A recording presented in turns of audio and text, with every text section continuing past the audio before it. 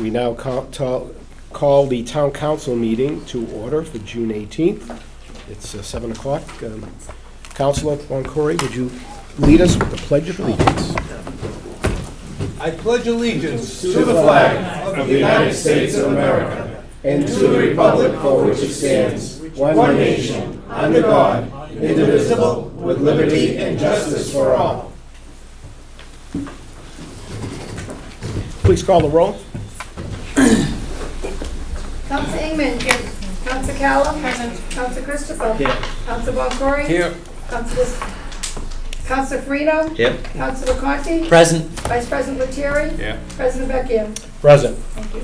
I'll entertain a motion to accept the minutes of the June 4th, 2019 town council meeting. So moved. Do we have a second? All in favor, say aye. Aye. All opposed? The ayes have it. Public comment.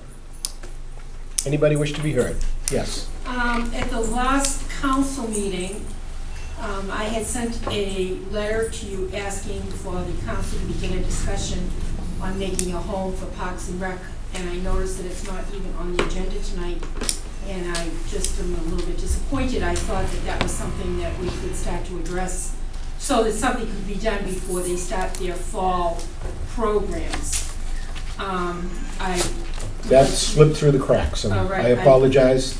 I would like that to be discussed though, because again, like I said, I think that Sean and his co-workers deserve a home. And I also would hope that it would attract some of the kids to come back to the program that have left the program because of the location of the program. All right, it's duly noted. Thank you. Okay. Anyone else wish to be heard? Jerry, would you like to address the group? Yes.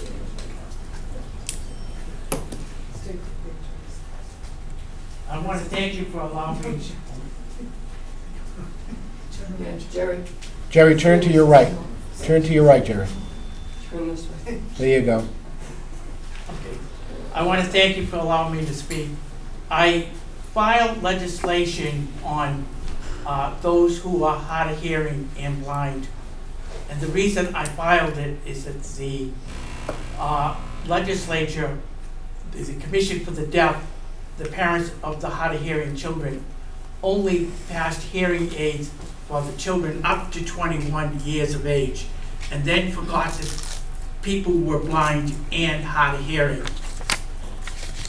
So I asked, and I want to thank Senator Boncory to file it for me so that we could encourage the legislature to realize that people, children and families are blind and hard of hearing, and especially the elderly who are likely to have the combination of both. And I would request that the council, if they choose to support the legislation. Thank you for your time. Thank you, Jerry. Thank you, Jerry. Anyone else wish to be heard? Okay, we'll close out public comment. General information and recommendations. About a couple of months ago, we had a presentation here by the Winthrop Fire Department to recognize an individual on the Winthrop Fire Department, and we've asked them to come here tonight. Unfortunately, at that time, there was a mix-up when we didn't have a citation for him, so Johnny Rich, would you please come up? Lieutenant Rich was involved in a very heroic act during a fire, and he was responsible for saving several lives. And how long you been on the fire department now? 35 years or so? 33. 33. Yeah. Okay. So we apologize for not recognizing him that night because we didn't have a citation prepared, but we do have one for you tonight. I appreciate it. Okay, and I'd like to read it. The Town Council, the Winthrop, Town of Winthrop Town Council citation. Be it known that the Winthrop Town Council hereby offers its congratulations to Lieutenant John Rich in recognition of receiving a firefighter's life-saving accommodation bar for your heroic duty performed in the early morning on May 2018. You proceeded to go over and above the call of duty in fighting an ongoing fire and helping all survive. We would like to offer our appreciation on still serving in our community as a Winthrop firefighter for over 32 years.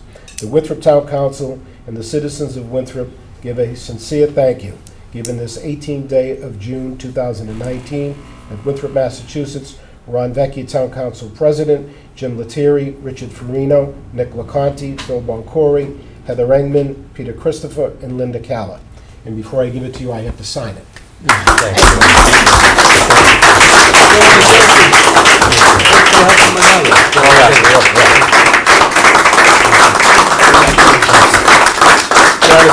for having me. Thank you.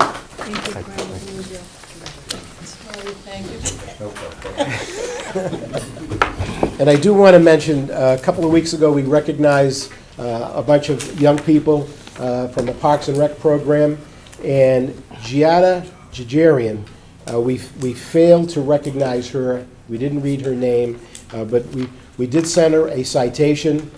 She was the 5th grade girls North Shore League champs. So congratulations to Giada.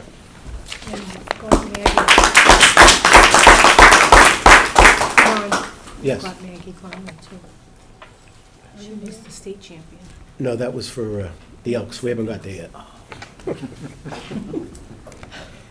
Okay, our next item on the agenda is a presentation by Powers and Sullivan, our internal auditors. If you'd like to step up.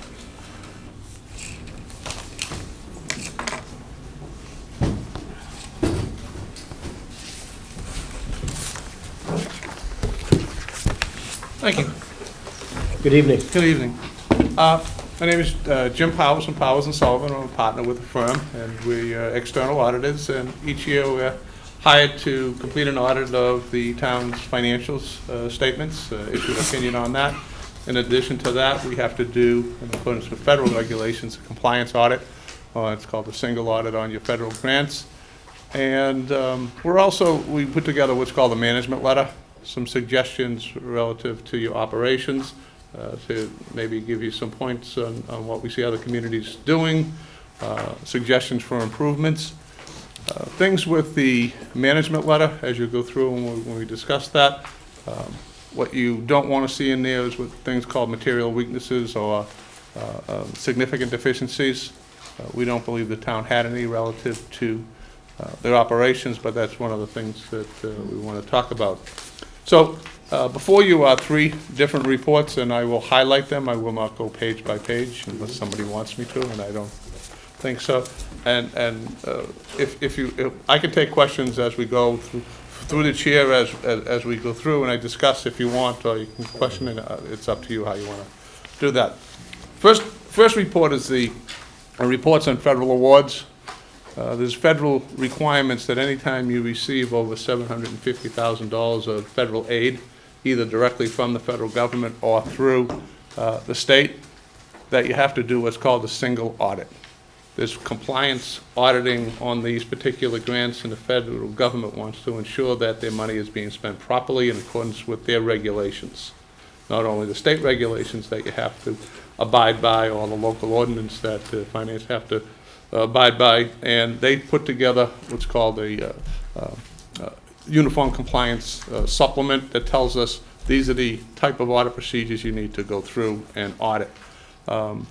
Long story short, as part of this, you spent about $1.6 million worth of federal funds last year. Out of it, about $1.5 million is school-related, school lunch, Title I, special education, etc. And like in the past years, as we've gone through and audited those, we have not found any compliance findings. You got another $100,000 for some FEMA money for some disaster grants like everybody got.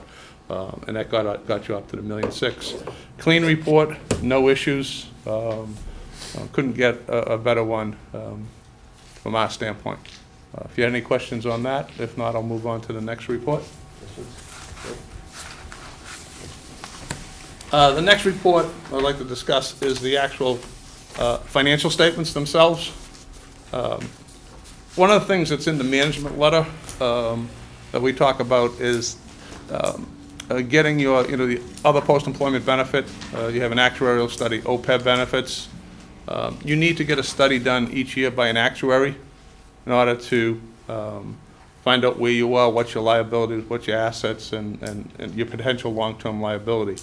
In fiscal year 2018 was the first year the Governmental Accounting Standards Boards required inclusion of that liability in your financial statements.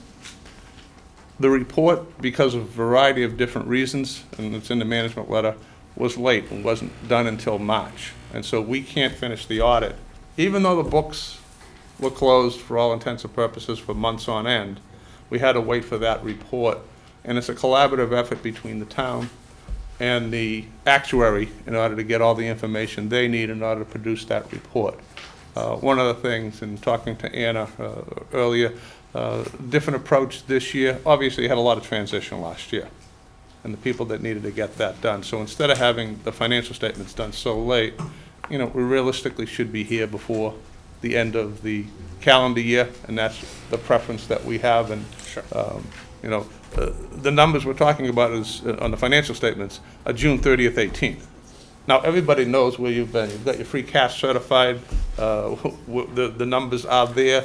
We did not have any audit adjustments that change your records. And so everything was clean in the report, and you have an unmodified audit opinion. Again, the cleanest report you can get. The timeliness of that, I think, is important to be before the council and an earlier date. So it's something I think we want to strive with, and we're kind of touching right now on that. So I apologize for the lateness of the report, but you still met the federal deadlines and the rest of it as you go through. Overall, we just audit what happens.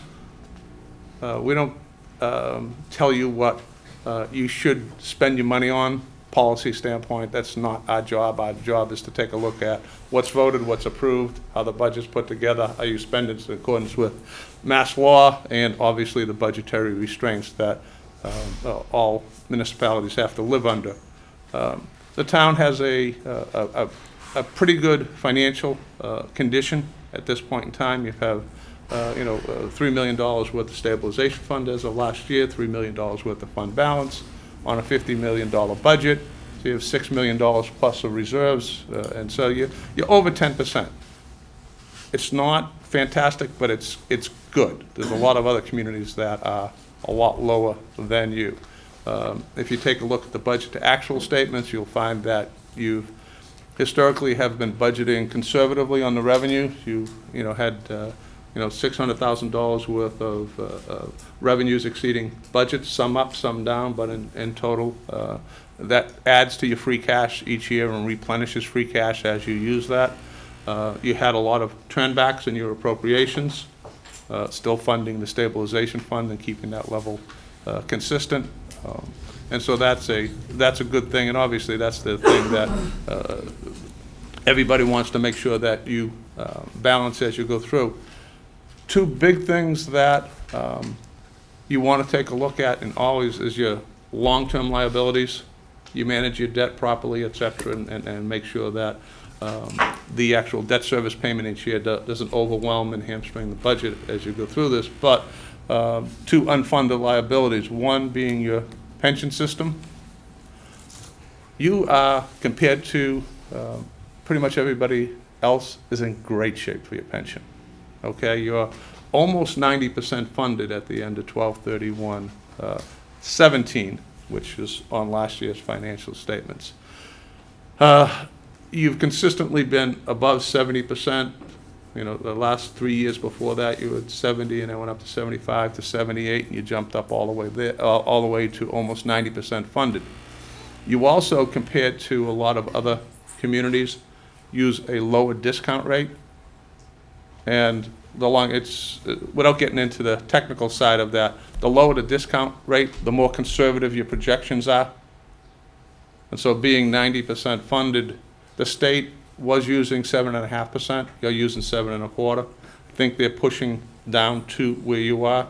So comparatively speaking, you're in great shape. And it's a big estimate, but as long as you keep on track and fund that, you're in such better shape than many of the communities out there. If you are a member of a regional retirement system, most of the regional retirement systems are about 50% funded with a 7.5% rate. So the communities that belong to them, so your retirement board has been doing a good job managing this long-term to make sure you stay on top of it. So I think you should be commended, the people involved in that, and being so far ahead of the curve. Now, on the other hand, you have other post-employment benefits.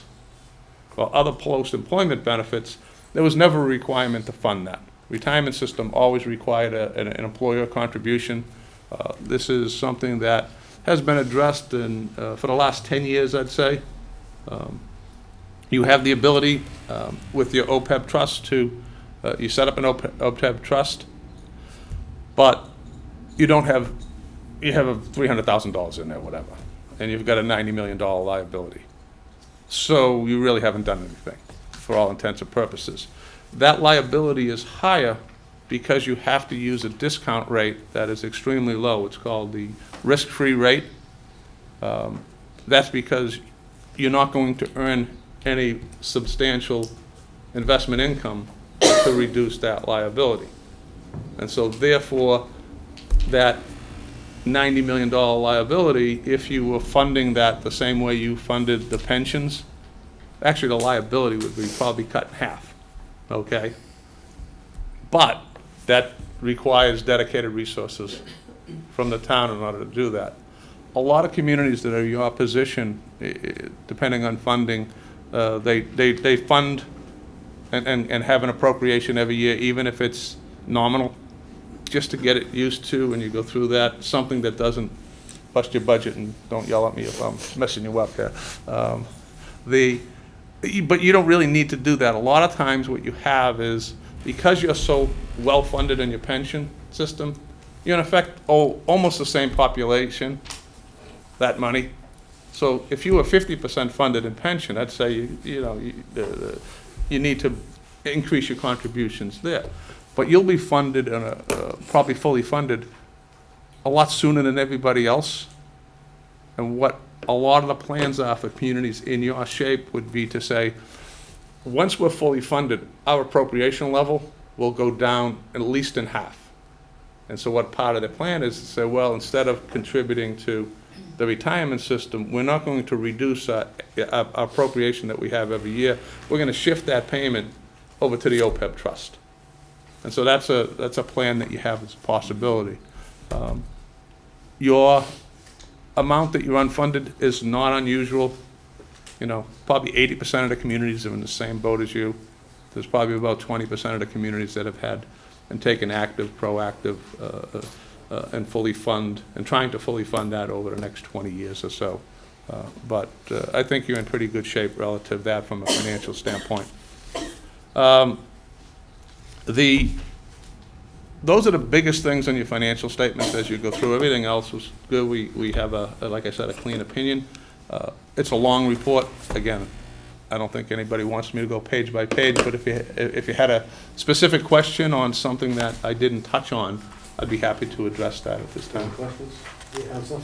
Can you just explain the difference in showing on the statement of net position that the governmental activities are negative and business type activities are positive, which gave us a positive at the end? Right. Why are we?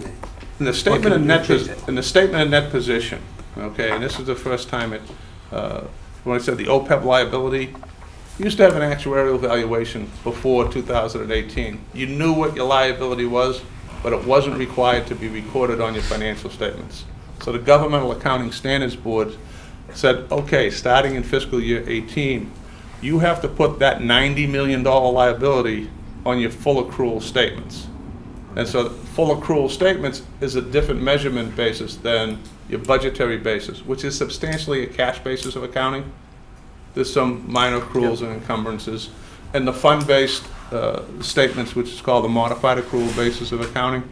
And there's differences in the report between that, but one's a short-term perspective, the fund-based and your budgetary. Where are we now? What's my current liabilities? Let's just record the current liabilities, and we're not going to record all your long-term assets and your long-term liabilities. So your statement of net position includes the depreciable value of all your capital assets and that you have. So you're going to add that on to that. But you're also going to deduct the $8 million liability that you have for your net pension liability. and the $90 million liability that you have for your OPEB, which then shows that negative amount. And that's realistically the only reason that you're showing that is those two long-term liabilities. You know, the inside of that, where you see the big negative in there, you have a lot of capital assets, meaning that, you know, you invest in a town hall, you got the new high school, you know, and that's certainly worth a lot of money from a depreciable standpoint. You spent a lot of money, it hasn't depreciated that much. But there's a separate section inside the statement of net positions, in effect the equity position, that records the value there as opposed to the unrestricted amount that you see the big negative in. If that makes sense to you, Counselor. What's included in the business type activity? In the business type activities, what you have in there, and that would be inside of, on page 19. If you flip to that. Excuse me, I gotta get my cheating glasses out. Okay, you have several different proprietary funds, meaning your enterprise funds. These are substantially self-supporting. You get your water and sewer operations. If you take a look in the column on the left, skating rink, you've got a minor harborways, you've got a recreation fund, and you get the ferry culture, tourism and culture. Obviously, the biggest one in there, which isn't a lot of money, is the ferry that was kind of controversial before when it first started, and breaking even, and then the subsidy going in there. But even they have a positive net position at the end of the So year. basically, it's the enterprise funds. It's all the enterprise funds, yeah. And they come up with a positive 16 million, so that's wonderful. Right, and so there's I didn't see any significant issues with any of those particular operations as we went through. Any other questions? How do they generate the 90 million price? On the OPEB? Yeah.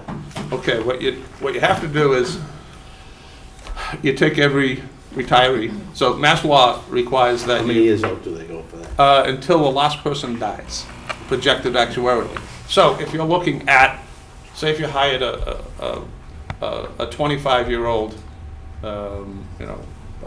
person, firefighter, and, well, guess what?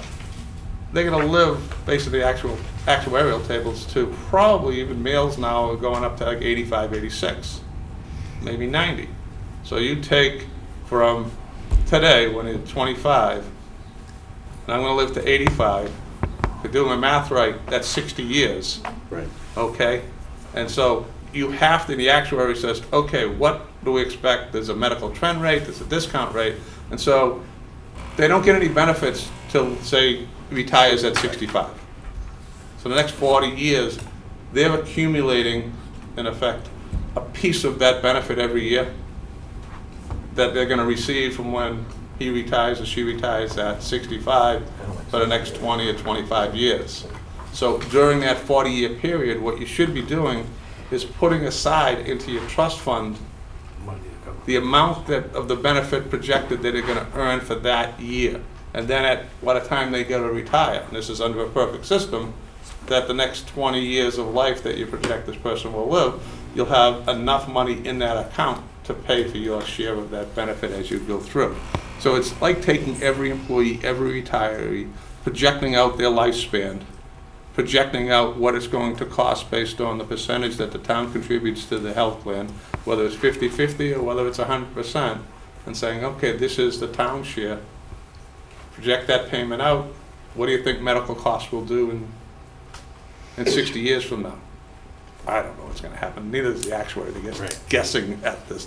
Educated guess based on actuarial proven techniques. And so it's like, what should we have in the bank today in order to pay for that? And then you discount that back. So if I need something in 40 years, well, I can put $100 away today. Well, what will that $100 be invested at? 3.87%, which is your rate for when you don't fund that in 40 years. It's going to be a lot more than 100. But what's going to happen to the medical? I try to simply, that's but perfect. it's taking each one of them and they do the same calculation in each one, and then add everybody up, and then compare that to what you have as assets right now.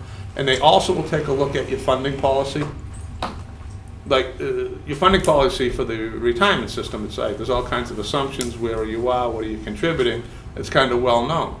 But for an OPEB trust, until you establish a funding policy, because it's not required by law. What's required by law is pension funding. There's no law that says you have to put money aside to pay for OPEB. It just says you have to pay that particular benefit. If you develop the funding policy and follow that, then the actuary can use that policy when they're determining the assumptions and what they assume is going to be the assets on hand as they go through, and you could have a blended rate or a higher discount rate on that. So the also in there, in the financial statements for both the OPEB and the pensions, you have a 3.87 rate right now, which is the risk-free rate using for OPEB. It also gives you a projection by the actuary, and it's in the notes, that says, okay, if you used a percentage that was 1% lower or 1% higher, what will my liability be? Now, if you took, say for the pensions, if you took a 1% higher than 7.25%, you'd have a liability of $566,000, not $8 million. Okay? And if you took and said, all right, we're going to go 1% lower, flip it around, 8.25% would give you a lower $500,000. And if you went the other way, it would double. Okay? And so there's a lot of assumptions in here. What it's meant to do is to give everybody the same tools that they need in order to determine whether or not that liability is significant enough to start funding. Okay. Anything else on the financial statements? Last one is the management letter. And one of the things that we're doing with a lot of our clients, you have some points that one got resolved, some unresolved from prior years. But a lot of the things that we're coming up with, we did a site visit this year in the building department, take a look at permitting and things like that, is we're moving ahead with a lot of things, both in our industry and everything else, and talking to our clients a little bit about embracing technology. It really, I think, is the way to go. How you process things 10 years from now, if you don't embrace technology, you're going to be so far behind the curve in being able to get the information you need to manage data analytics, artificial intelligence. All of those things are coming on board.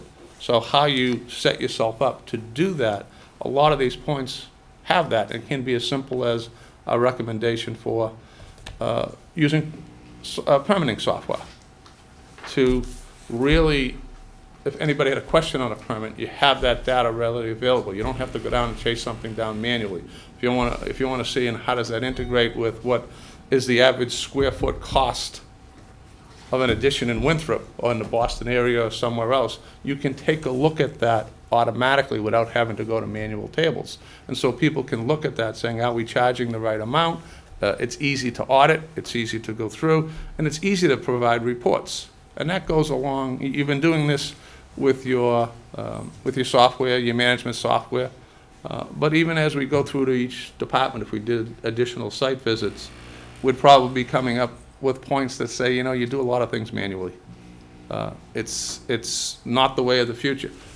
We don't have any significant points in here that's a material weaknesses. So the manual works. You can go through and stay old school, but we've been discussing this with a lot of our clients. Kids coming out of school, hiring them.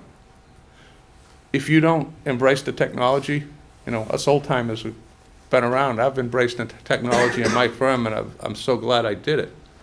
But you get the kids coming out of college, and they'll blow you away with their talents, and what you'll be doing is wasting their talents and their skill sets if you don't move along with what everything's moving along with.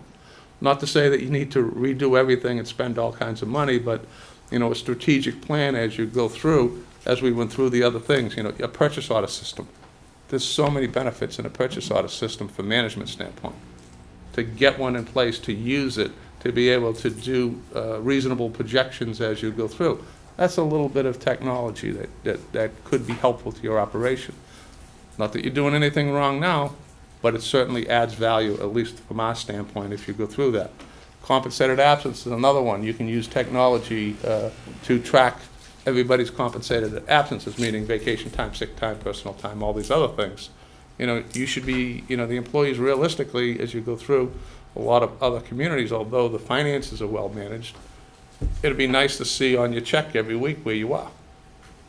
And it's nice to be able to see that, you know, you're not wasting someone's time in each department doing something differently if you have a centralized way to do things, not just for the financial statements, you know, for the compensated absences, what's needed, but management. If you have people coming up to retire, as people go through, somebody may want to be able to take a look and say, how much does Marie have?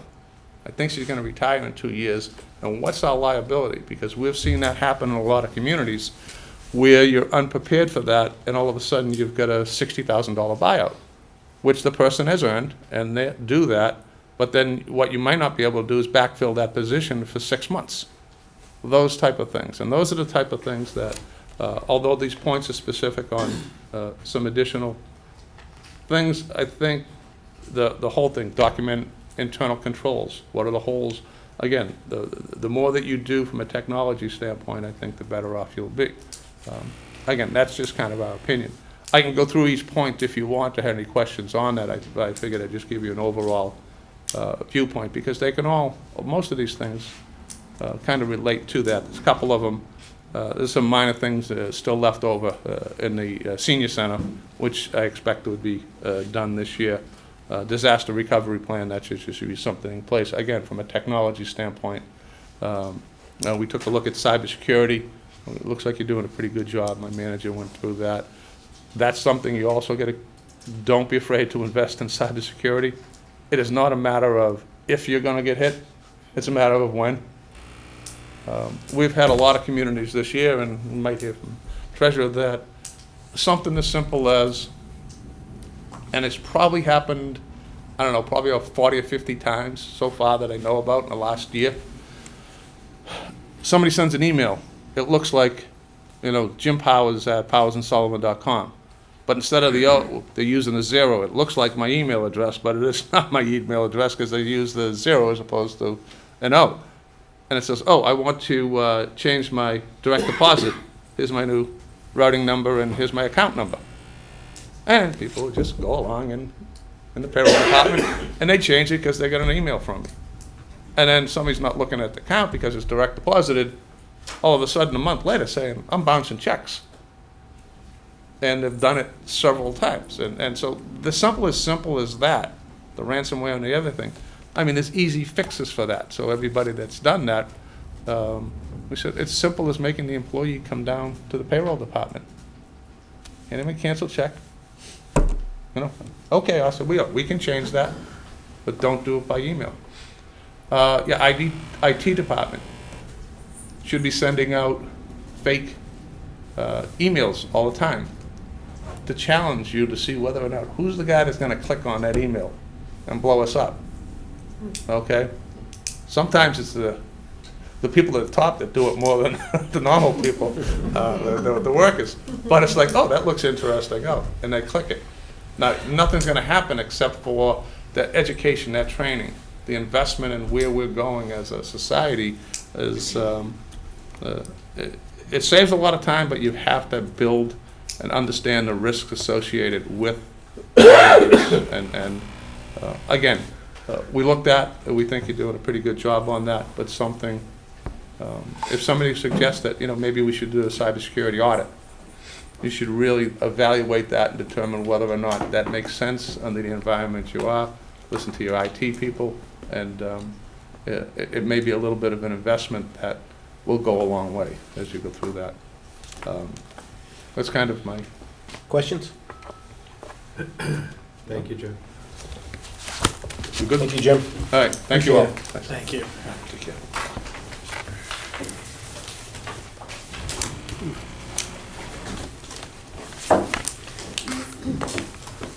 Okay, the next item on the agenda is a public hearing, town council to vote to transfer $509,423 from the sale of town property to the new general Fund Special Article FY20 capital budgets. Town manager, want to do an overview of that? Sure, so, actually, can you come up and just chat about that quickly? So. Just an explanation for those who might want to ask questions. Sure. Do you want to just talk about the funding source for this? Sure. So the funding source for, Just hold on a second. Just talk about it. so as part of the town manager's proposed budget for FY20, it included a capital plan proposal for FY20 to be financed through a number of sources, including $509,423 from the sale of town property fund, which has approximately a little over $600,000 in it right now. That is from property that the town has sold over the years. The primary source of funds in that account are from the sale of a Dalrymple school in 2011, I believe, and there have been some other deposits into that account. That account over the years has been used to pay for certain sort of capital infrastructure improvements, and consistent with that, that's the goal is to utilize for transfer to a new special article to fund a number of critical infrastructure improvements as recommended in the town manager's capital plan for FY20. Okay. Anybody wish to be heard in the council? Questions? Just, Council Latour. Finance Committee met on this tonight, and I initially scheduled the meeting at 6, hoping we would have an hour, and then we had the joint meeting with the library, so we cut it short a half, so we voted to carry this over to our next meeting, because we did not have all the information we needed, and we would like to have a couple of the department heads in there also with us to answer some questions. So we voted to table till the next meeting. Anyone else wish to be heard? So that's what I was gonna ask town manager, have the department heads all contributed to this plan? I'm sure that. Absolutely. All of these projects came through the budget process when we asked them to submit capital requests as well. We had thought of this as part of the budget process, so in having the department heads come, that was the intent, was capital plan and operating budget to be able to discuss any items that hit their department. So we feel like we gave them an opportunity to speak. Anybody else wish to be heard from the gallery? Karen Travis, Precinct 2. Is there a definition for this plan? Did the council set up a purpose for this particular sale of land account? Was there, you know, how you run the stabilization funds, you have, each one has a purpose, whether it be to replace a boiler or whatever. But does this particular sale of land account, did it have a purpose? Can whatever they want to take the 503 or 9 or whatever thousand for, is this kosher? I guess the only thing I've heard is there's restrictions. There's not. I guess that's what I'm trying to There figure are some out. restrictions, but I don't think any of the restrictions fall within the bounds of what you're asking as far as the transfer. So if my understanding is that, so Mass General Laws dictates for municipal finance purposes, Chapter 44, Section 63, for sale or other disposal of realty, disposition of proceeds, there are parameters through which communities may sort of utilize those funds. If there are additional parameters that were structured, if that fund was otherwise set up through a motion, I would have to attempt to go through history and find that. I'm not aware that there were other additional conditions put on by the town for that beyond what is stated in the Mass General Laws. So the general laws are my sort of extent of my understanding of how the proceeds are governed, and then the recommendations for that money are consistent with the Mass General Laws on that. Okay. Anyone else wish to be heard? Hearing none, we'll close out that portion of the public hearing. Correspondence, we did receive over the last couple of days several emails relative to the vacancy on the council. They were all in favor of a person named Robert DeMarco. We have 1, 2, 3, 4 emails, or maybe even 5. Is it 5? That's the only correspondence that we've had. Town manager, well, let's go to committee reports. I see Miller Field is on there. We have Millerfield, we also have the Ring Committee, which wasn't on here, but we'll start with the Finance Committee, which we just discussed. We met at 6 o'clock this evening. and we went over the 509,423. We had a lot of questions back and forth, and we went till 6:33 and knew that we had a joint meeting at 6:30, so we had a motion to table, which was passed unanimously, so we're tabling it to our next meeting, which we are going to try to do as soon as possible, and I will let the council clerk know as soon as I have a date. No. We're going to try to do it before July 2nd meeting. Well, proposed July 2nd meeting. Okay. Right, Miller Field? Yep. Okay, so Miller Field Committee met last Thursday. And just to give everybody an update on that, basically the field house. There was a lot of discussion back and forth. We have, the VOC is pretty much wrapped up for the season. The seniors were out of school, I believe, a week and a half ago, and the underclassmen are out this week.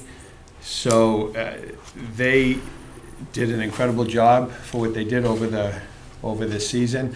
There are several items left. We had a vote on a committee level, and we voted to, there's the siding of the building, which is going to be subcontracted out. There's the insulation of the building, which is going to be subcontracted out. The HVAC system was going to be subcontracted out. The partitions in the bathrooms are going to be subcontracted out, and the wallboard in the interior is going to be subcontracted out. All of those except the siding, and the siding was up in the air, were always planned to be subcontracted out. So there's really no issues there. With that, and we believe, we have bids going out for that, and we believe, that should be done sometime second week in August is the goal. Which would leave some hanging of plumbing, so hanging of toilets and sinks and such, and also would leave some minor electrical work in terms of outlets and switches, and also leave some very small carpentry projects. The opinion of the board as a whole was to let the vote come back the beginning of September and do their finishes. The schools felt very strongly that the VOC was able to finish a project that they started. We did have a lot of conversation on the possibility of just subcontracting all the work out and getting it done, which we think could be done, but there's also an issue of liability. It's going to be harder to get a plumber to come in to hang a toilet when he didn't do the rough-in. So if there's an issue, where do we go? Where's the liability? So a contractor's going to charge a premium for that. So other than that, we also discussed at that meeting some issues concerning the golf course. We have some questions on some containers that are on the site which used to hold a shed, and we're trying to work out some sort of situation where we could potentially help them to set up a storage, not a storage unit, but to set up a shed, for lack of a better word, bigger than what you would consider a shed, to help them with storage of some stuff. There was also some discussion about the tennis courts, which abut the high school, which, as part of this process, way back when the council voted the motion to go for a debt exclusion, the original purpose was to move the high school tennis courts to Ingleside Park, to add a roller rink at Ingleside Park, which was done, and then to transform the tennis courts, which are existing, into a parking lot, and then do the field. Along the way, the council voted to take the transformation of the tennis courts to a parking lot off the scope of the project for Miller Field. We thought it was the right thing to do, to take a portion of that money and put it aside and not spend it on the field and keep it. So there's potential discussion of the use of that money. it looks like we're still fine on budget, and we won't need any of that money that we put aside to use for the field itself or the field house. So there's been beginning discussions about the possible use of that money, so we discussed that also. Whether it be to fix the tennis courts as is, or whatever it happens to be, to see the legalities of that. I think that was it. So in the end, as far as usage of the field house, we feel that come September, it should look like a field house, smell like a field house, and be a field house. However, there will be some minor plumbing and electrical issues that they will have to address. But we're very comfortable with the vote. They've done an incredible job. The teachers have been fantastic. The kids have been great, and we couldn't thank them enough for their efforts. So that's it. Rink committee, getting a little dry. Rink committee met a couple of weeks back. And the major topic on the agenda there was the locker room expansions. We had hired a geotech engineer to take a look to do some boring samples of the land in front of the rink where the proposed locker rooms would go. They did their boring samples, came back and gave recommendations on the slab that would be used. They felt that the boring samples for the slab for building a one-story cinder block building was adequate. They had recommended a couple of pilings be put in place since it was a relatively small structure. So we are now in the final design process with the architect, and we hope to hear back over the summer, and all goes well, we hope to break ground in the fall or possibly the spring. And that is it for the rink Okay. committee. Questions? Town managers report. Sure. So a couple things to hit on that were brought to my attention late today. First, there's a TSAC meeting tomorrow concerning Central and Payson Street going one way. That would be during pickup and drop-off hours at the middle high school site. That is being discussed on the agenda. That meeting is tomorrow. And I understand that some of the notices went out without the timing of the potential road direction changes, so I wanted to put that out there. Quickly on other things, I'm going to be meeting with the MAPC concerning like our WIN 2030 visioning document in early July to start that process and figure out how MAPC is going to help lead the way on that and how we can start to re-engage with choosing some metrics for a longer term visioning plan. I will look into that Parks and Rec office situation. Not sure what I'll come up with it, but I will spend time on it this week. I am actually going to have Denise come on Monday along with David to speak with a company that would potentially bid on handling all of the agendas and minutes of the council. We could also expand it to other committees as well, like the auditor hit on. We need technology to support things that we are doing here to ensure that we are doing them correctly. And I would very much like to make Denise's job easier than writing on legal pads our minutes. It speaks to something that we can invest in our own levels of professionalism, and I think that would be a great investment along with other things that are also represented in the capital plan. In terms of the Miller Field Committee, last week I could not attend the meeting, but I wrote a letter in support of both having the vocational kids, students continue to work on the project, in addition to looking at the funding of the tennis courts and us re-engaging with the golf course concerning the shed that was removed as part of the Miller Field project. So I'm happy to hear that there's progress on that, and I look forward to things as they develop.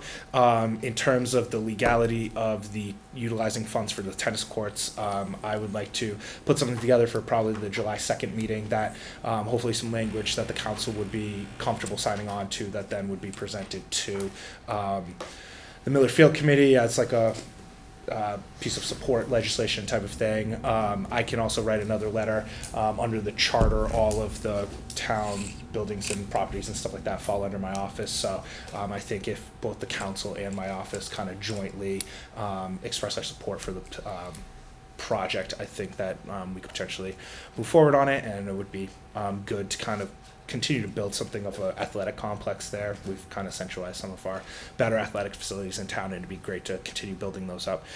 Next week, there's street sweeping. And lastly, probably 2 months ago, I talked about my zero waste committee that I'd be forming, a manager's committee. Everyone can reach out to my office now. It's town manager's office at town.winthrop.ma.us. And I'm looking for applicants concerning our zero waste committee that we will be having starting in September and October. That committee will be tasked with meeting with outside entities concerning the implementation of a new solid waste program that we'd be rolling out with the fiscal 21 budget. So very important. I have heard all of the calls concerning recycling and our current contract with Capital Waste and things like that. I'm very cognizant of the issue, and I'm very excited to start planning on how we're going to roll this out correctly so that it lines up very nicely with the renewal of our contract. And starting in the beginning of fiscal 21, we should have a brand new waste program that hits kind of all the different variables that we're looking to hit that we're not really handling right now. Otherwise, things are good in our office and in town hall, and we're happy to have most of the budget behind us, and we're ready to kind of start working in the new fiscal year. Questions? Couple of questions. Thank you for your report. On the tennis courts, Yep. looking into, now we had the middle senior high school done a couple of years back. We Yep. went through the audit. I think we're like 1.4 million-ish plus. It's a little over $1 million plus. Can we get an opinion on the use of those funds also? I mean, it's a similar, same thing, debt exclusion. But can you, We closed out the middle high school project. That's something we closed out with MSBA previously. right, and so we just did not bond? Was the bonding $1 million less, or are we paying for the $1 million that's sitting somewhere? I think it's off, I think it's debt that needs to be taken off the. Yeah, we'd be rescinding the borrower. Okay, so can you just get a Yep. authorization on that, please? Not several years back, probably a couple of years back, we went over regulations for Airbnbs because they were coming up and they were being done illegally and this and that. And we put together a pretty comprehensive package. Do we have any numbers as to how that's going? How it's We have working out? very low numbers because it's self-reporting. We have to kind of be tipped on one to go in and inspect and find out that it's illegally done. Airbnb does not communicate with municipalities concerning which ones have things listed. We can only get down to like the block level, so we can't get individual addresses. Even if we went into Airbnb and tried to book every single one in town, it won't give you an exact address until money has changed hands, and Airbnb isn't looking to help facilitate that. So we are being attentive as long as basically they're coming up as like problem properties or people are complaining about them. But because it's a self-reporting thing, we know we're not capturing as much as we should. And what we want to try to do is, through an online permitting system, make one of the easier permits to apply for an Airbnb permit. It would be pretty standardized of what they could apply for, and then it could be something that we sign off here, and then the person could print it at home, the certification. So Because we do have a permit in place. We do have a permit in people- place. So we just don't have, it's just a hard thing to. yeah, it's just- very hard to enforce because we don't have a list. It's not like in RMV that we have the list of all of the properties that vehicles are located at type of thing. It's all self-reporting, so very unfortunately the entrepreneurial spirit here, not everyone wants to do it totally above board. And it is a small amount to pay for a permit, no question, but lots of municipalities are coming down harder than we are on them, but they have bigger abilities. I know to we had the enforce fire that chief thing. in, and Yep. there were specific items on there. And, Yep. and I'm sure some people, I'm hoping, are applying for the permits.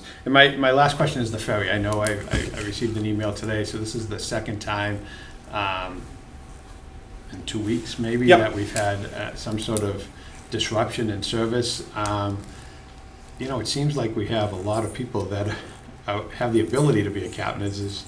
Yeah, can't so fill the ship? there's a few different issues with that. One is it's a captain's license for over 6 people, which not everyone has. People have a captain's license to take out 6 people.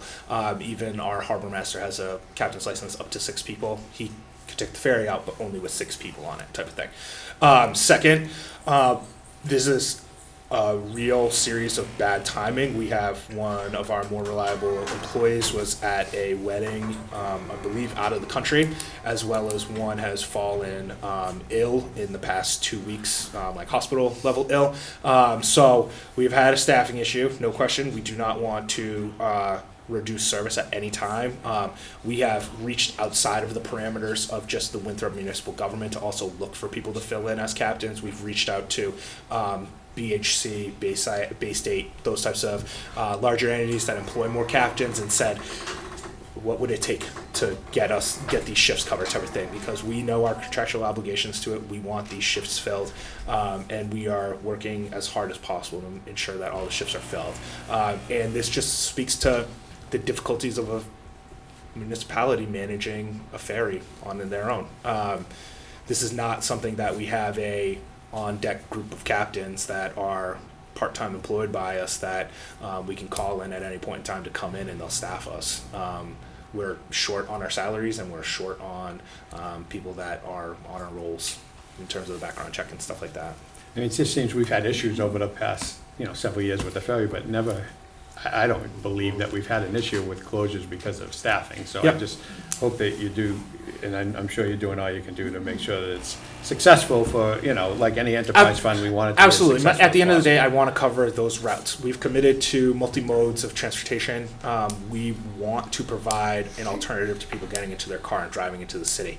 That is hugely important to me, and I want to continue that level of service that we have, those 43 seats twice in the morning and twice in the afternoon. People at least have the opportunity to pay the money if they want to take something else. And when we're removing that from the mode shift, even though that could be 40 more cars on the road. So I'm always looking to make sure that we're covering, even if it's a small investment that Winthrop is making, we're covering our contribution to the transportation network of Metro Boston. It is important that we play our own role and don't act like we're kind of on an island by ourselves, that we're part of the bigger discussion. I'm sorry, just two quick things. One, I just want to echo Ms. Chavis's comments on Parks and Rec. I think it's extremely important that we try to keep, we're talking about another enterprise fund. We want to maintain it as successful as possible. I think it's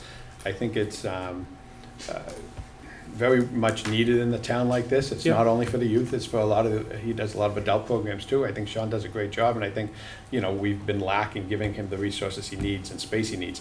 And the last thing is, I saw an article, I think it was on some social media today, but it was just incredible on the potential development of Suffolk Downs and what we have to look at. And we have to be proactive with that too, because, they're looking at this being as big, if not bigger, than the Seaport District as far as, It's going to be bigger than scope. Winthrop.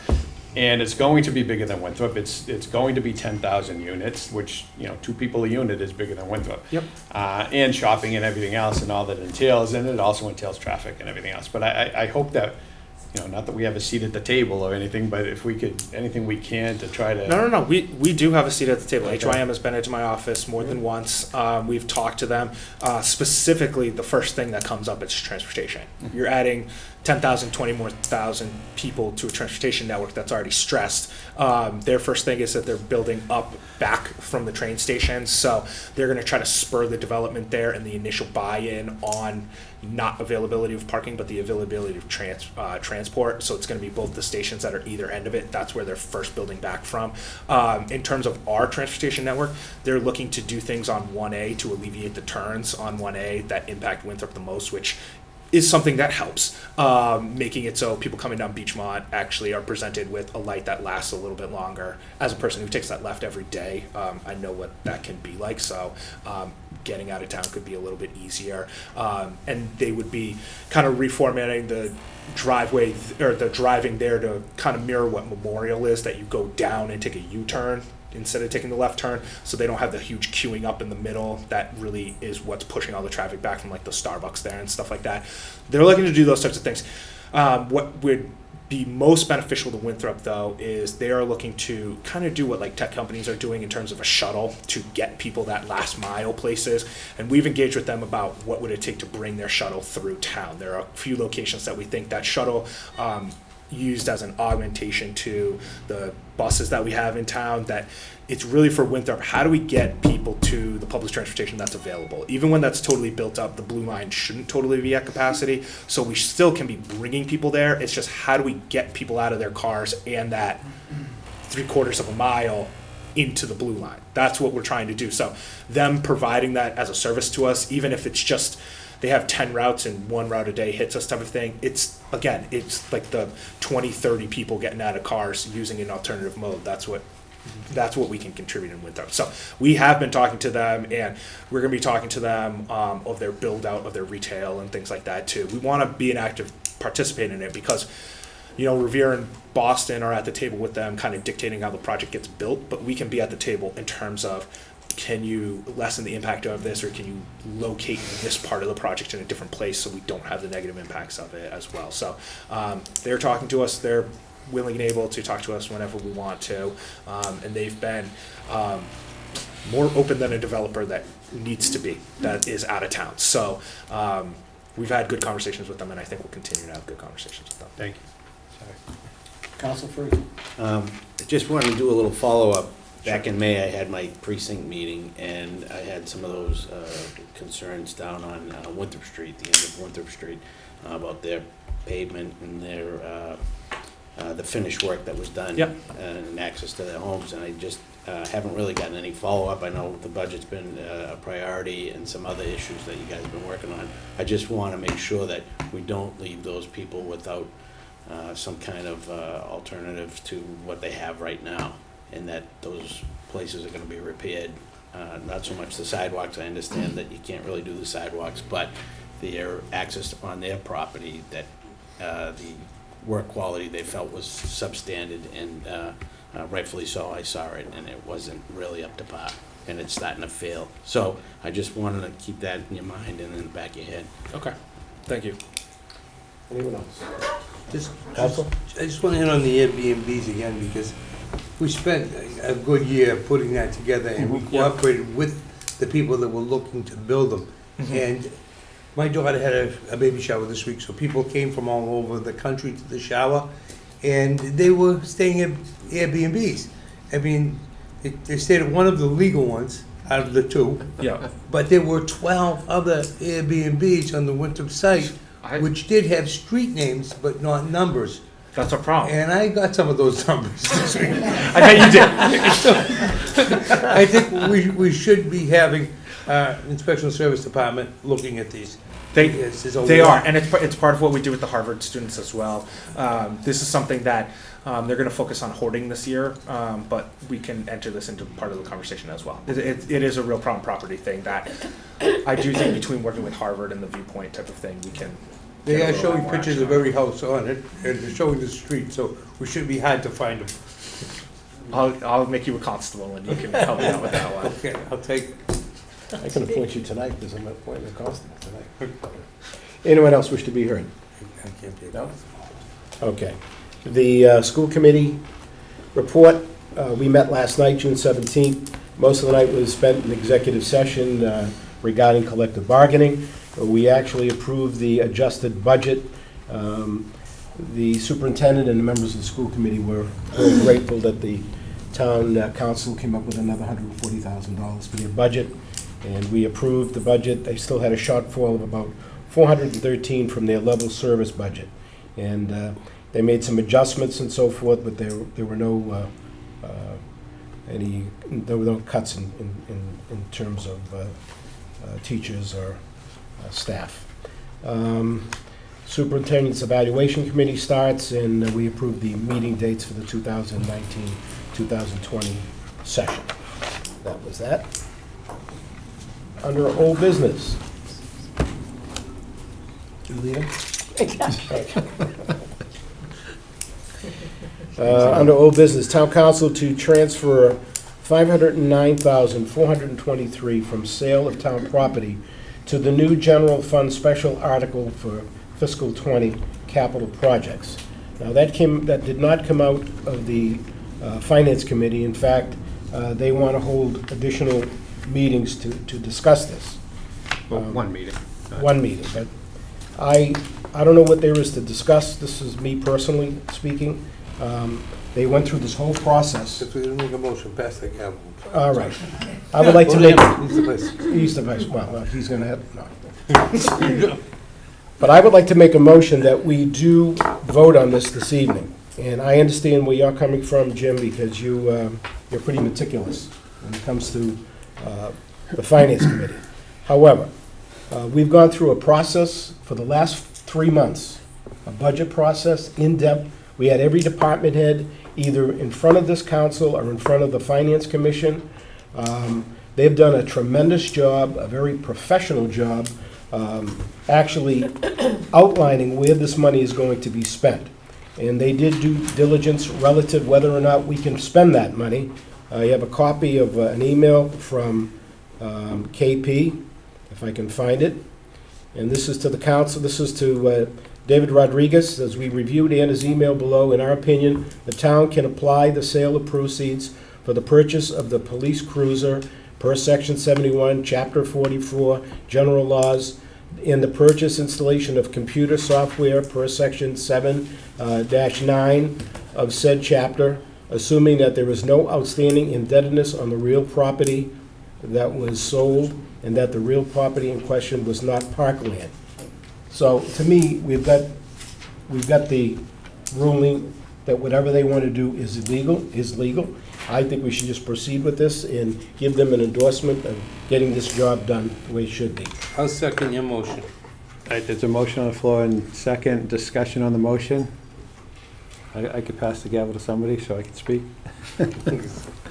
Okay, You gotta go fast, because I just seconded it. so, I don't think the well, one thing I'll say is the town council as a whole, at the budget hearing a couple of weeks ago,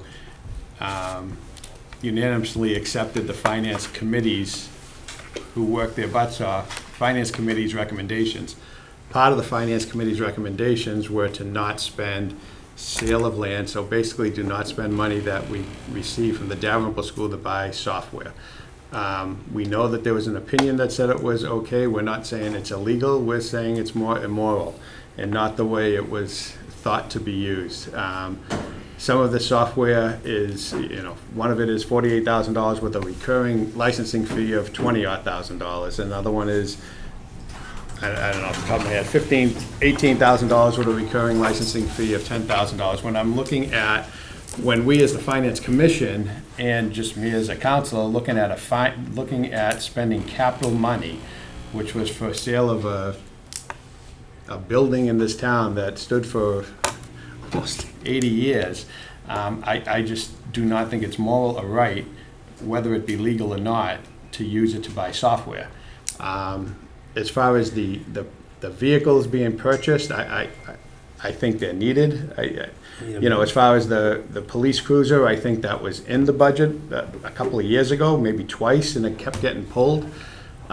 We want to try to maintain the fleet. I think that's warranted and needed. As far as I think there's a backhoe and another piece of equipment for the DPW, which I think is warranted and needed. I think that these items can very easily come up individually and go through the Finance Committee, but we did have department heads into the Finance Committee and also the Finance Commission. The Finance Commission on a whole on one of these items, which is a replacement spare engine, we still didn't have clarification until tonight what that really was. I think the Finance Commission thought it was a spare engine, not a spare engine, the actual engine. We were told tonight that it is an actual engine, that's an older engine from another town that would replace an even older engine that we have. The question is not whether it's right or not, but we're spending 90% of that money on items in over a 3-year process. This is not items that would be fully paid for this year. As far as the vehicle purchases, they would be an incremental purchase over a 3-year period. We accepted the Finance Commission's recommendations unanimously, and now at the next meeting we're reversing that and looking to buy software equipment. There is other money at the town manager's discretion that he can use to buy software, whether it be from the Massport funds, whether it be to go to the Winthrop Foundation and ask them for money.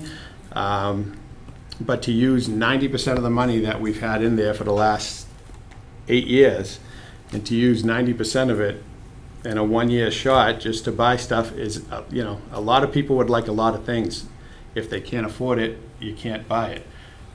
The auditor said he would like us to see us go more IT, more technology, but he also said we're doing a damn good job doing some of the stuff manually. Doesn't mean it's right, but it means it works. He says it works, he had no issues with it. So I think it would be haphazard of us, and it would go against something that we just voted unanimously to do last week. 2 weeks ago.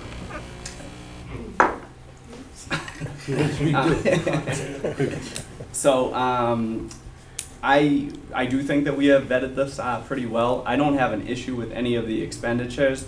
Just a few clarifying points to this. The costs associated with the software is not costs, onloading costs. So this is a first year thing. So that's why if it was something that we were going to be paying year after year after year, then I absolutely think it would be something that would be more appropriate in going into the general fund. But because we're essentially buying something that gets us to a point where we don't have to, where we can use that fund, this is a one-time cost. So this is something that, yes, there's going to be something associated with it moving forward, but this is a one-time cost thing. As far as the questions about the engine versus engine that we had in the finance committee, again, I would defer to the fire chief about those questions that we have. I don't want to say, if he wanted an engine, I wouldn't be in a position to tell him not to get an engine. I think that that's something that we should give him deference on. I'm comfortable with the use of the funding. The funds have been around since we had the Dalrymple School, since it was sold, but I don't think that we should attach any type of moral significance to this money just because it was sold by the Dalrymple School. We have capital fund reserves in other areas of the town budget that we could use for these things. And while we all love the Dalrymple School, I just don't think that we should treat these dollars. Obviously we have to be adhere to the laws that are associated with them, but at the end of the day, that's no more valuable than any of the other capital fund uses that we have. So I'm fine spending the money. I've heard from all the department heads on the Finance Commission, and I feel comfortable that they are in the best spot to use this money. Thank you. You can't talk. So I just wanted to throw out there that there's probably an ordering time frame for a lot of this equipment. And, we are coming into a new fiscal year. And during the finance meeting, Anna did mention that this would be a good time if we are going to be using new software or trying to get into new software. The time really is of the essence for this. So I support this, and I would vote for this. Can I speak up before? Yes. Thank you. This money is, you said, has been sitting there for 8 years, but we really couldn't do anything until just recently because there was an escrow issue with some of the money. Very small portion of the money. Yeah, there was an issue, so we really, that was an indebtedness. You couldn't do anything until you cleared up that indebtedness. Now, under the chapter of law, we can spend this under chapter 44, section 63, and I think these are necessities. The trucks that the DPW is asking for, the firemen and the police vehicles are necessities, and I think we should get it going. I just want to make one point in that on the viewpoint management software, it's $48,000. It also has a $28,000 a year after that licensing fee. So it's not just a one-time cost. It's another $30,000 a year that expenditure would be. Go ahead. If I may. Oh, sorry. Through the chair, with the gavel right now.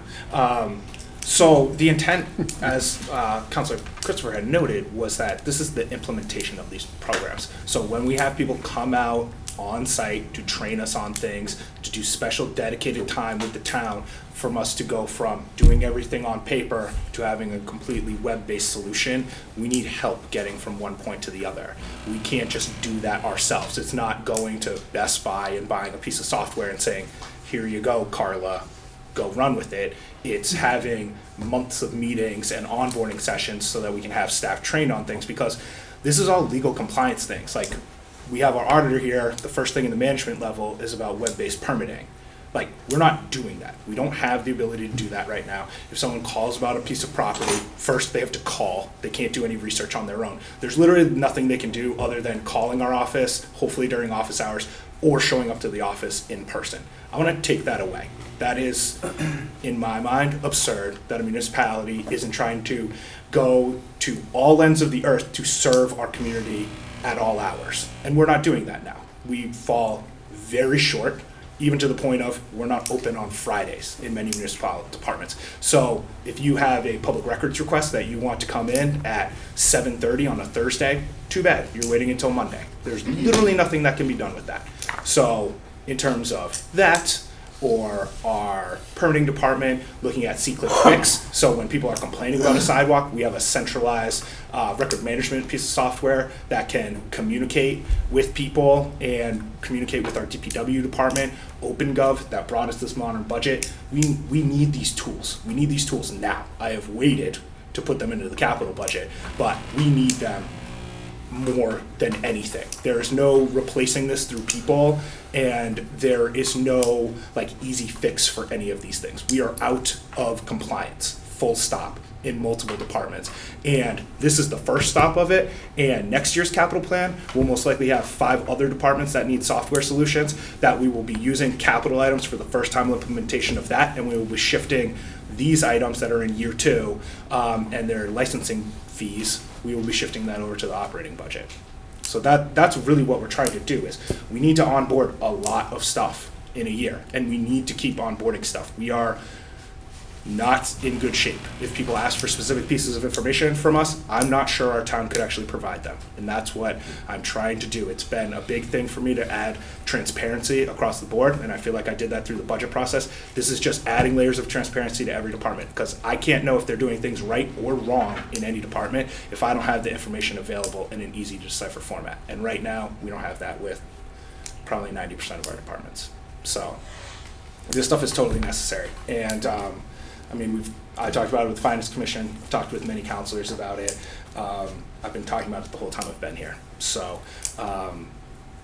we can have more meetings to discuss it, but the message remains the same, that it's legal. My office and finance finds this completely necessary, and we've worked with all of our department heads to prioritize the ones that we need the most and how we can best move forward in the next fiscal year.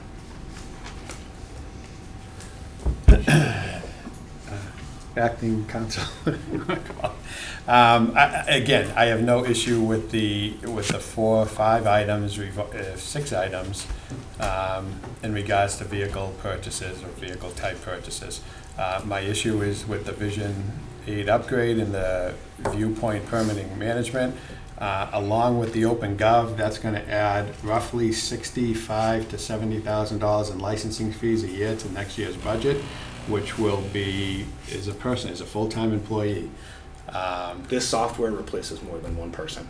There's no easy way to do I an don't think I ROI want to on be this. into replacing people, though. That's not my goal. No, I'm not saying To replacing a people. person. I'm saying it's not a good way to talk about the total amount of money and do it versus a full-time employee. Well, Because I'm what I'm giving it saying an is that, equivalent. I'm giving well, it- no, I'm if saying you in could just terms let me of the finish, legal that work would be that would great. happen outside, If it's you can not. let me finish, it's I would not really appreciate that. equatable. It's the equivalent of a full-time employee in the budget for next year. And, I will make a motion, and I'm not saying that the town manager has every right to try to purchase these and to try to stay within the budget that this town can afford, good, bad, or indifferent. There are other sources of funds that is available for the use of this. I would make a motion that we remove $71,700 from this motion to make the total $437,723. Is there a second? I'll second that motion. Should we take a vote on the amendment then? Sure. All those in favor? Do we need a roll call for this? I think we should have a roll Yeah. call. This is for the amendment. Just to discuss the amendment. No, just. Or to the vote. amendment that Jim just made the motion. Yeah, to cut the IT stuff off. Is it for the IT? Yes. Yeah. Well, I mean, it's at the purview of the town manager, but yes, the intention is for the IT. Counselor Ringman, No. Counselor Calla? No. Counselor Christopher, No. Counselor Boncory, No. Counselor Farino, Yes. Counselor Conti, No. Vice President Lettieri? Yes. President Vecchia? No. Motion, amendment does not pass. Okay, and then why don't we have a motion on the a vote on the underlying motion? Roll call also? Counselor Ingman, Yes. Counselor Calla? Yes. Counselor Christopher, Yes. Counselor Boncory, Yes. Counselor Farino, No. Counselor Conti, Yes. Vice President Lettieri? No. President Vecchia? Yes. Motion passes. Next item on the agenda is new business. There is a vacancy on the town council. As everybody knows, it's been in the newspaper, it's been on social media. We will be holding an election, or a vote, to fill the vacancy at the July 2nd meeting. So we're opening it up for folks that want to apply. Right now, we have one applicant so far, and he's already received, as I mentioned before, 5 emails regarding their support of Rob DeMarco. You know, the town council, the town bylaws or the charter is pretty specific to fill the seat, fill the vacancy. There's been a lot of misunderstanding. They thought it would be automatic, but that automatic applies only to precinct councilors. That the person that was running against that individual, had that individual resign, would automatically get the seat. But in the case of the at-large seats, it is something that we can fill until the next election, and that's what we will do. We will vote on it July 2nd. Anybody wish to be heard on that? No? Okay. Town council vote to transfer a salary from the salary reserve to department budgets to cover the costs associated with the clerical union. I get a motion to refer that to finance.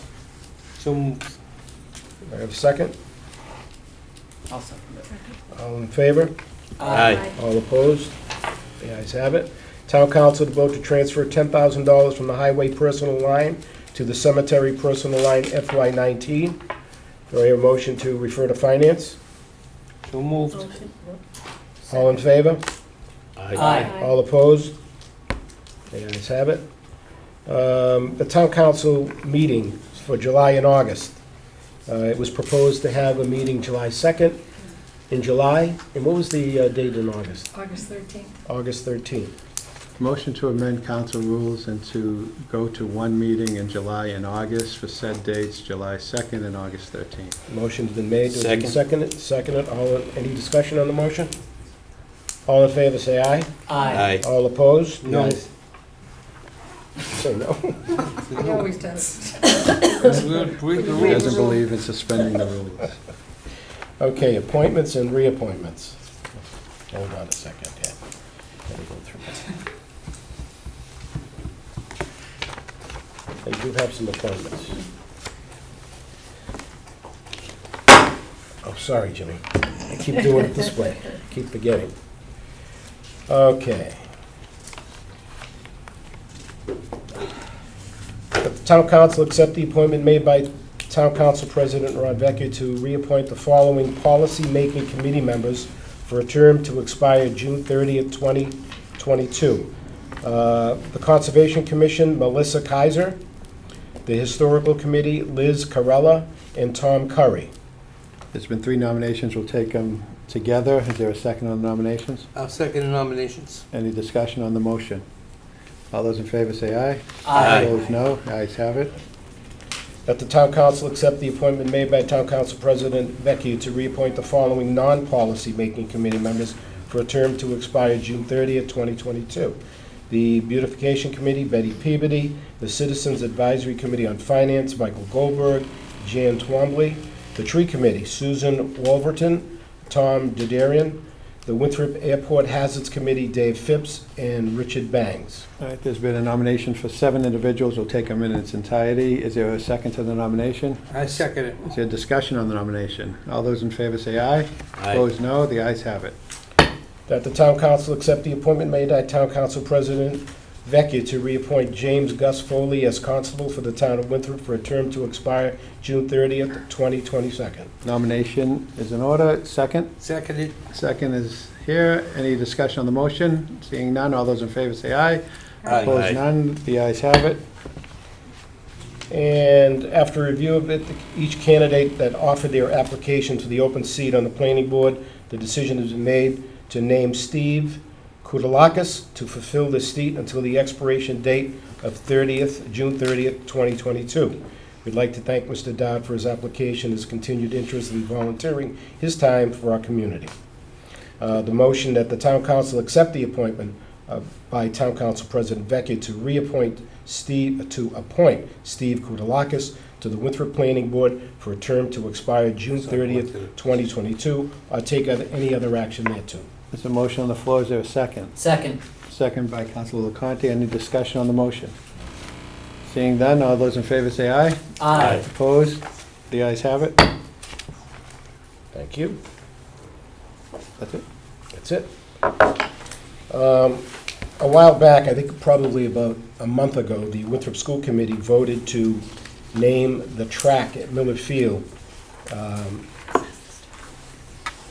to Mrs. Pat McGee, who has long been a person involved with track and field and a teacher and just an overall great person in this community, a very upstanding citizen. I do have it. Is that the same motion? Yeah, just the same thing. Okay. Just So formal one. the problem here is that because the Miller Field is still under the control of the town, the school department wasn't really authorized to do it because it's still under the auspices of the town until the field is complete and it's turned over and so forth. So this is really a technical thing to get this council to vote, and I'm going to read the motion. Submitted by Council President Vecchia, that the council motion for a resolution of Miller Field track that, whereas Mrs. Pat McGee has dedicated her extraordinary life to the advancement of the town of Winthrop's children and teenagers through their tireless commitment, their academic and athletic development. And whereas Mrs. Pat McGee's contribution to the town of Winthrop extends beyond the track as an active member of the Chamber of Commerce, the Winthrop Playmakers, and the Holy Rosary Church. And whereas Mrs. Pat McGee's passion and dedication for youth and community should be honored appropriately and enthusiastically by the entire town. And whereas the Winthrop School Committee unanimously voted to dedicate the track at the Winthrop Middle High School in honor of Pat McGee. Now therefore be it resolved that the Winthrop Town Council hereby dedicates the aforementioned track in honor of Mrs. Pat McGee, henceforth to be known as the Pat McGee Track at Miller Field, and be it further resolved that the town manager take all appropriate actions relative to this resolution. It's a motion by Council President Vecchia. Is there a second? I'll second it. Second by Councilor Cala. Discussion on the motion? I have a question. Councilor I was Frangio. on the Memorials Committee, and nothing to, just as a matter of procedure, did they vote on it? Did it go in front of them? They were contacted. They were aware of whether they voted on it or not. I don't know what the final outcome was, but they were advised. On the track. In 2018, it was brought to their attention concerning their role in naming both Miller Field and the track, and they had deferred to the school committee at the time. was what's represented in their minutes concerning the naming. So, this is. I mean, I was on the This committee is at that technically point. a non-binding resolution. Okay. And the school committee is technically a non-binding resolution as well. So it is something that we could kick over to the Memorials Committee if you just wanted to make sure you cross the Ts and dotted the Is on it. It's something that, my office can write a letter of support on it, and we can just make the call. Well, I on it know as there well, was, so. at one point, we did, and I don't know Yep. if Phil was around, we set up a procedure Yeah. to do, naming of town properties. Yeah. I know the school is a different entity, they Yeah. can do what they want. Yeah. But as far as, so we want to do it legit and make it, Yeah, let's, permanent, and so that this doesn't come up again. I can circle back with Roe about I think that was the issue. what It's what the technical process is. thing. Councilor it's Farino just- has a point. It is by Yeah. the statute. I think it would be great for us to vote this through as, Yeah, again, it's- non-binding. it's But I non-binding think resolution. The so. town policy is any town-owned property for naming rights has to go through the Memorials Committee. I That's- think that's if we fine. could offer a letter of support and vote on this motion tonight and ask the town manager Yeah. to send a letter to the Yep. Memorials Committee and ask them for their blessings. Not a problem. There is a motion on the floor. It's still conversation. Yeah, I'm all in favor of Pat McGee having the track named after her. She's a fantastic woman who's done a lot. But we did pass a specific rule for a Memorials Committee to be, we passed that We did. maybe But the question 5 to 6 was, years ago. Did and it everything pertain should to be school going through. property? I believe it should be. No, between- no, No, it didn't. because It didn't no, it's become a school town-owned property, Because which we this had is under that control problem of the again town. with Yeah. the- That's why it's. It's a technical issue more than thing. anything else. I We do. did have that, excuse me, the same issue with the Cummings School, because they tried to name it before the town had accepted, the school had accepted it back, so they technically couldn't name it until that process happened. I know the school committee has named several areas of the school after folks, because it's under the control of the school. Had the construction not been going on, obviously this would be a Yeah. moot point. Good opportunity to get our ducks in a row Yep. and inform the charter process for next So there is a year. motion on the table, there's a second, we've had discussion, is there any further discussion? This is a non-binding motion, but in good faith and everything else, so I think it's appropriate that we vote on it. Yes. Any objections to that? Seeing none, all those in favor, say aye. Aye. Opposed, no, the ayes have it. Thank you, Jim. Congratulations, Pat McGee. Public comment. Just me. Just one question about the ferry. Last week it was down 2 business days, and this week it's down 2 more business days. Do we have any liability to the city of Quincy for this? Defer to the Well, town manager. we have a contract with Quincy Mhm. to transport their riders.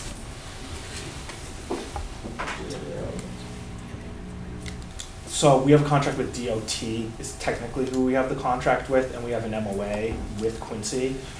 We have been in full transparent communications with DOT concerning the lack of service. We've even inquired with them about the parameters of when service can go down in terms of like force majeure and those types of things. So we have been informing the parties involved with, the other entities involved with the ferry, we've been informing them to try to limit our liability going So you forward. think there could be a liability?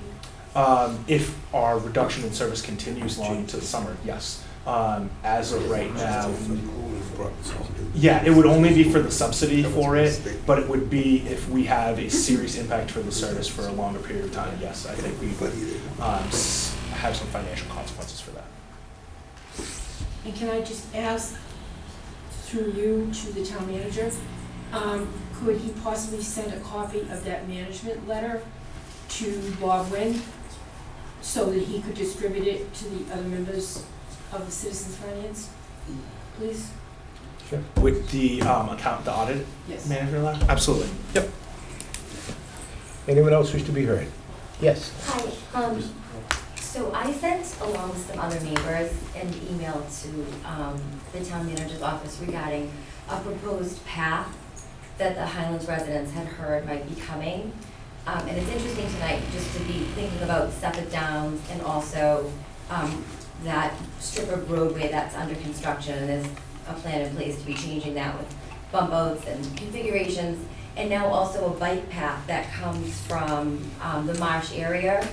And so we did get a correspondence back, which was there's no proposed path from our office. But I just happened to be sitting here and I see a map with all kinds of trails and paths. And we've seen flags that have been put down.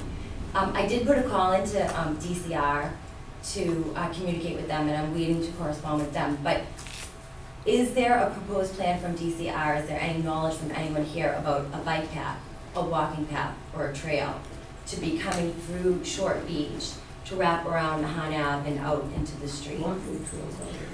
Well, I think that was one of the things they talked about in They the had talked about transportation. that. So our Transportation Advisory Committee made this presentation concerning where they would like to kind of have a informed bike route around town. Right. But it was nothing more than just a presentation of this is where we would like things in town. Okay, so I know so a group of us Yeah. have sent you an email. Yeah, and that's what, yeah, and that was, they're an advisory committee to the council. We took in their information and said, thank you.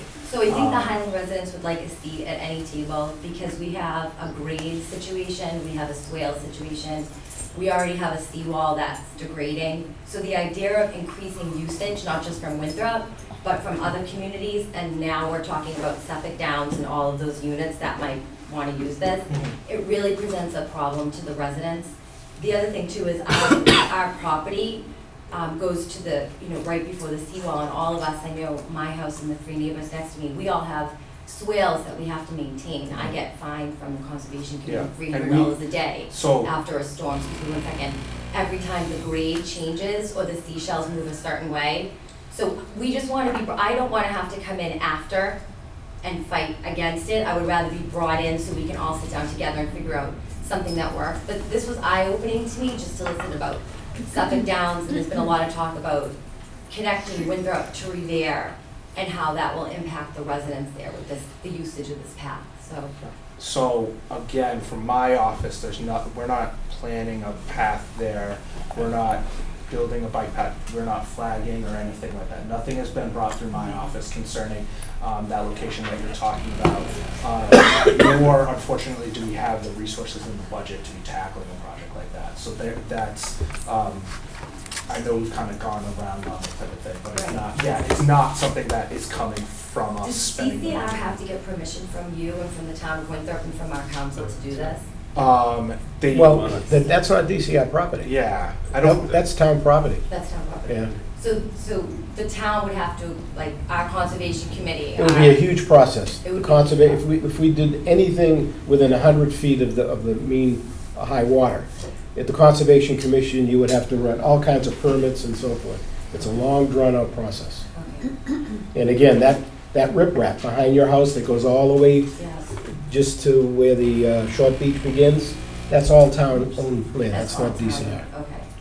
I'll have my DPW director reach out to you directly too, just to go through every So project, just are to. you talking about Mr. Calla? Yeah. Mr. Calla, okay, so we've talked and Yeah. I don't even need to speak with him. Him and I are on the same Okay. page because he knows more than anybody Yeah. how delicate Yep. this usage of the land is. Yeah, this isn't. It's new to me. I've We only wouldn't be been there messing 2 around years, with it. but- We'd give you a heads up if we were messing Okay. around there, I would say. But I want to make sure that we kind of. Not in front of my home, but in front of other properties, flags have been put down. So some of the elderly people that live near me were kind of concerned about it. So I told them that I would. Were they the white flags? I'm not really sure. I have a lot of elderly people on both sides of me that were nervous about it, and there has been some talk in town about bike paths, and we just wanted to make sure that it's a very small, narrow strip of land in front of a lot of the homes, but it has swales there. Yeah. And I think to a lot of people, they just think it's areas that isn't maintained, but they're actually measured swales, that they're dips in the ground on purpose to catch the overflow, so. Okay, this was great. I'm gonna go back and tell them they can all kind of. Rest relax. Anyone else wish to be heard? Can I speak? Sure you can. So, 1 second, and then this gentleman. oh, sure. I couldn't hear when you decided on the track, the Bell Field, and Pat McGee's name. I couldn't hear when We did. the final, We voted yes. Yes. you're gonna do that. Yes. Because I remember the skating ring was dedicated to my friend Larry Larson. And the next thing I know, there was a sign there for Micah Rizzione. So it's no field with Pat McGee's track. Yep. Yes. It's Larry Larson's with Mike Ruzione's. Still Larry Ice. Okay, I'm sorry. Two names. So, somewhere between 25 and 30 years ago, a young boy that went to the middle school, the old middle school, the one that's now vacant, passed away of cancer. And the town school department planted a tree out front. And I received an email from the father of that boy, and he was asking if the town could send someone over there to maybe cut around it and maintain it. It's all overgrown, and there is a memorial there for Michael Salucci. So I was wondering if maybe you could look into that, see if you could send someone over there. I'll check in with DPW tomorrow. Okay, thank you. Anyone else? Okay. Public relations, upcoming events, June 27th, 2019. The public hearing will continue with the Board of Appeals. It's a variance request on 10 to 26 Somerset Avenue at 7 p.m. at the Senior Center. Do I hear a motion? Can you restate that Say just that because again? it's probably going to get some attention? Okay. The Somerset Ave project, that's 10 to 26 Somerset Ave, at 7 p.m. at the Senior Center, July 27th. They will continue the Board of June Appeals 27th. hearing. Pardon me? June 27th. Isn't that what I just said? No, you said July. June 27th. One more time. Try it 7 again. p.m. One more time. June 27th. Senior Center. I'm right? sorry. Okay, hearing nothing more to discuss. Motion to adjourn. Second. Any discussion? All in favor, say aye. Aye. Good night, ladies and gentlemen.